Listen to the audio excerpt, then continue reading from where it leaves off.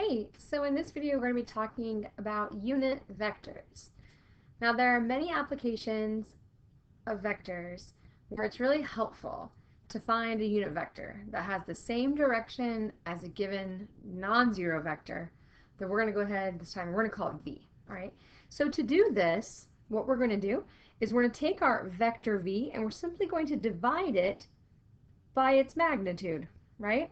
And so that's going to give us our unit vector.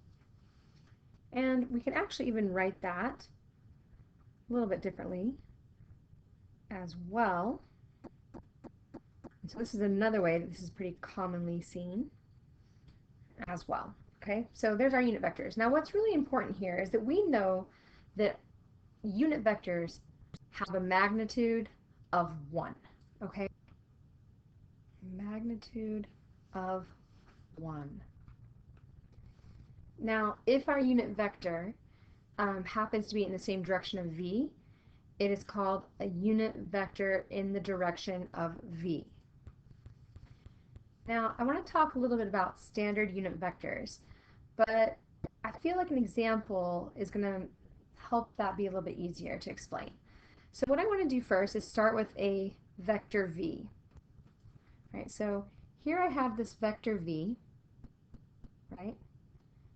And my vector v is actually made up of two other vectors. So I've got, for the addition of those. So here I have a vector that has a length of, I don't know, let's say 3. And I have here a vector that has a length of, let's say 4. Obviously not drawn to scale, right?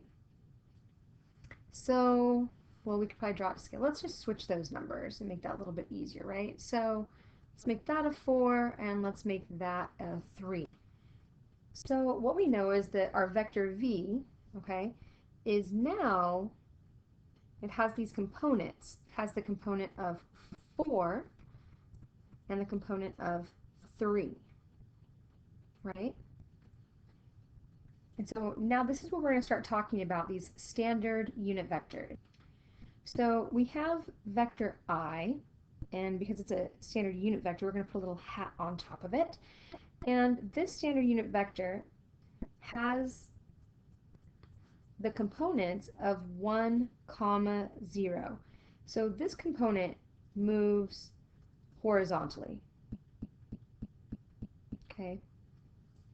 And we have our standard unit vector j, and its components are 0, 1, and it moves vertically. And so if we look at the example we just had and we look for our, like, what would the unit vector, the standard unit vector I look like, that would look something like this, okay? Something like that, right? And our standard unit vector j would look something like that. And so we can see that our vector v is the sum of a vector that moves purely in the horizontal movement and also purely in a vertical movement, right? So in this case, it'd be a horizontal length of 4 and a vertical length of 3. And so how I would do that using my standard unit vectors is I could say that my vector v, okay, is the sum of a scaled up horizontal standard unit, vector I, and a scaled up vertical standard unit, vector j, right? So we would be taking our vector I and our standard unit vector j, and we would be adding them up, but we need to know what scale they need to be. So we want to know how many, what would be our scalar to get I to move all the way over here to the edge of that vector right there. And we would have a scale there of 4. And we know it's a scale of 4 because our standard unit vector I only has a magnitude of 1, and we need to go all the way up to 4. So we need a scalar of 4. Right, so put a 4 right there in front of our I, oh, looks like I have my colors flipped there. Let's fix. All right, there we go. And so now we have the colors flipped. So we have our scalar of 4 here. And for j, we need to go up, right? And so, again, the scalar unit vector for j is a 1 for that magnitude, but we need to get to 3. So there, our scalar is going to be a 3. All right, so what that tells us is that if we look right here, this 4i, that's going to take that whole distance for us. And right here, this 3j is going to represent this whole distance right here for us as well.